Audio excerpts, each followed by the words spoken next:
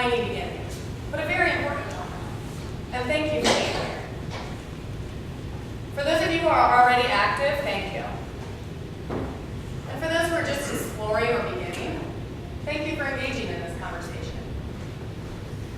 Having been involved in the food freedom movement for years now, I've seen aggression against our producers escalate. We've seen guns on the farms, armed raids, producers and drivers being pulled over on the street, prosecution, and endless taxpayer dollars being used against our producers who are producing something for our economy. The basic of all rights, our right to peacefully choose and acquire food, is threatened.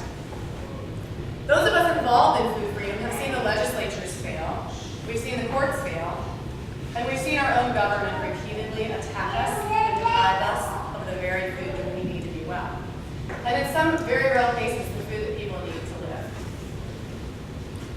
When I began thinking about non-compliance as a way to approach this, as a means to restore our freedom, I studied it a lot. I took down books from the library, I read up on Gandhi, read up on Martin Luther King, and the Freedom Riders of the 60s. I became a student, and it was incredibly empowering to learn this history of peaceful non-compliance. And I encourage each of you to do exactly the same. And we know, from our elementary school time or high school, we know that our culture has a long, glorious, and successful history of peaceful non-compliance, something we can all call to mind. And one of the principles we're going to be looking at today, Gandhi so aptly puts it, nonviolence is the greatest force at the disposal of mankind. Absolutely. It is mightier than the mightiest weapon of destruction devised by the ingenuity of man.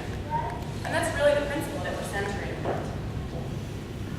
When there are injustices in the world and initiation of violence, it is the opportunity of a lifetime to participate in peaceful non-compliance to further the life and liberty of our fellow human beings. Like I said, we live with this cultural consciousness of that peaceful non-compliance. And we're all empowered when we consider the proud history that we come from and how broadly these tactics are used. I want to discuss two important components of peaceful non-compliance, two different types. The first one is non-compliance with laws in order to protect people's lives and liberty in immediate situations. And the second one is the non-compliance in order to actively change or abolish laws. And both of these reasons for non-compliance exist in the food freedom movement. So non-compliance in order to protect people's lives and liberty. Not everybody who engages in peaceful non-compliance does so to change laws. Some people have a very strong moral obligation to do so because they see people's lives or liberty threatened in an immediate situation. Can anybody think of an example of something I might be talking about? Yes? Yeah. Right. My wife and I make bones roll for our house, for ourselves. It's not a registered kitchen, it's just my kitchen. Right. A friend of mine said, the guy needs bone roll. Your bone roll. So we went to the third party, canning line. 2 weeks after he got my first can of broth, he called, sent me an email with a number.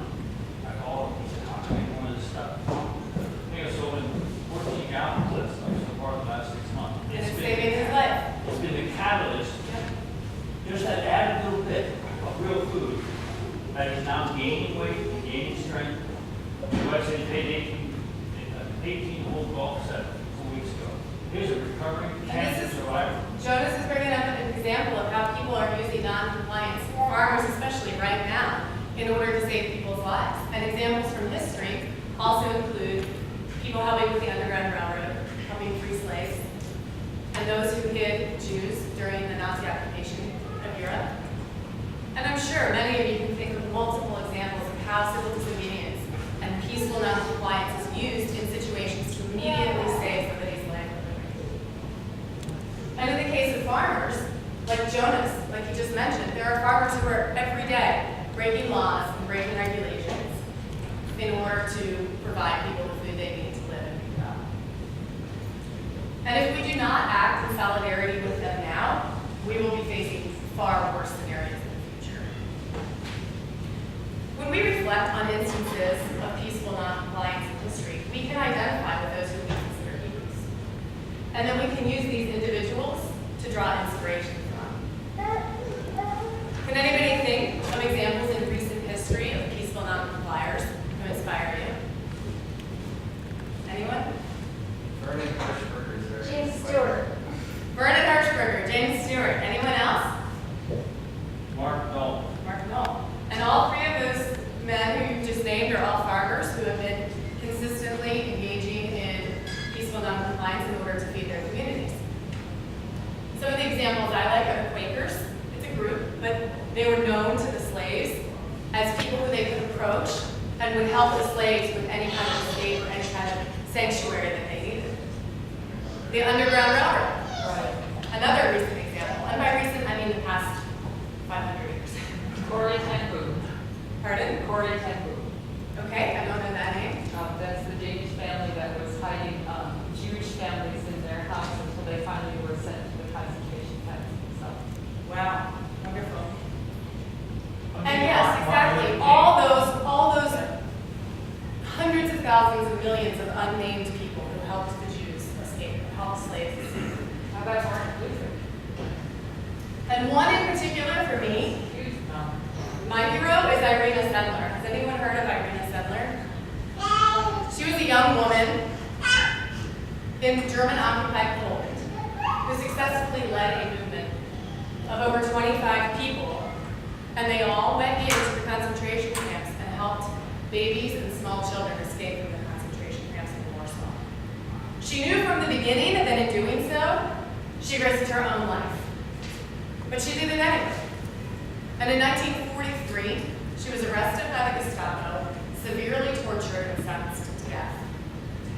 Her colleagues saved her by riding the guards on her way to execution. And she was listed on public bulletin boards as having been executed. But for the remainder of the war, she stayed in hiding and continued to help Jewish children escape. She saved over 2,500 Jewish babies and children. And many years later, in a letter to the Polish parliament, she said, "Every child saved with my help is the justification of my existence on this earth and not a title to glory." Imagine for a moment what it must have taken to be among those risking or sacrificing their lives, their safety, their fortunes, time, energy, and effort in order to immediately secure the lives and well-being of others. Whether you embrace this as a one-time deal or an ongoing work, this opportunity and this very power is yours as well, for every single one of us in this room. Now, the second kind of noncompliance is really noncompliance to change a law. And this looks a little bit different than the first version. As Gandhi says, non-cooperation is an attempt to awaken the masses to a sense of their dignity and power.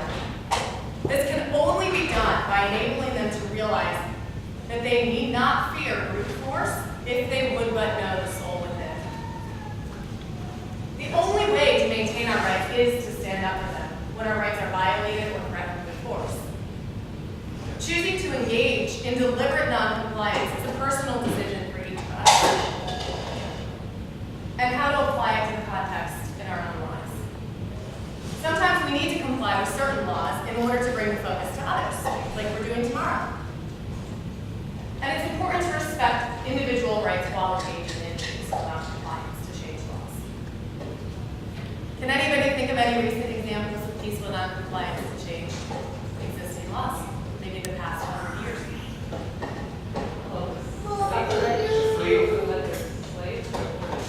Okay, so that would be included in the past 200, 300 years. The freedom riders in the 60s. Great. So we have all of that, right? We have Gandhi leading the salt marches in India. We've got Martin Luther King Jr. here, the civil rights movement, and all the people who did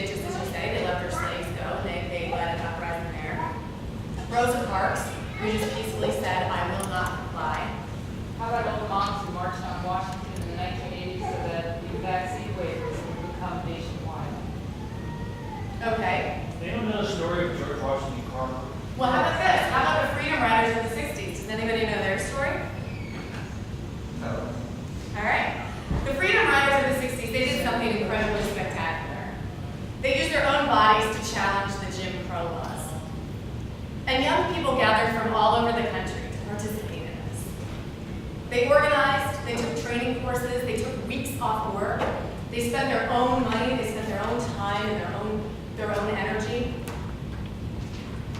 And for them, it was a real honor to take a beating to be a freedom rider. And that is also what made it as effective as it was. So, do you all get the significance of this? People lined up and volunteered for the opportunity to go get arrested, to go get beat up, in order to change a law that they saw was completely unjust. But pause for a moment, just to consider what it must have been like for the individuals in any of the circumstances we have discussed. Why did they do it? And were they afraid? What did they hope to gain from it? What were they risking? Were they concerned for job, income, or property loss? Were they worried about repercussions for their families? And then finally, what would you do? For anyone who is unsure where they are when wanting to participate in peaceful noncompliance, I encourage you to study the teachings of history and other peaceful noncompliers, to simultaneously gain inspiration and realize our own potential to live this aim. People will go to different lengths. Some of you here today will decide you're better off in support capacity to those wanting to be the most radical. Some will not be able to sleep or sit still unless they are able to actively go as far as they can to correct the imbalance. And others will quietly not comply with unjust laws and regulations. And others will help where they see people threatened, like those who hid the Jews or those who helped slaves escape. Every role serves a purpose, and every role is important. Whichever yours is, embrace it.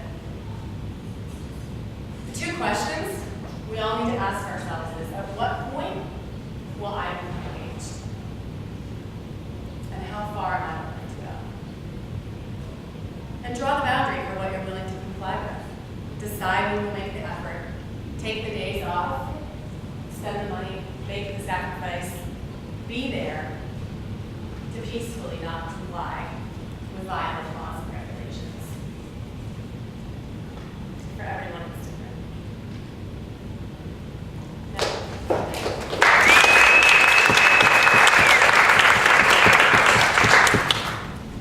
Now I'm going to introduce Max Kane, who's going to talk a little bit more about how to stand up for your rights and how to stand up for your freedoms.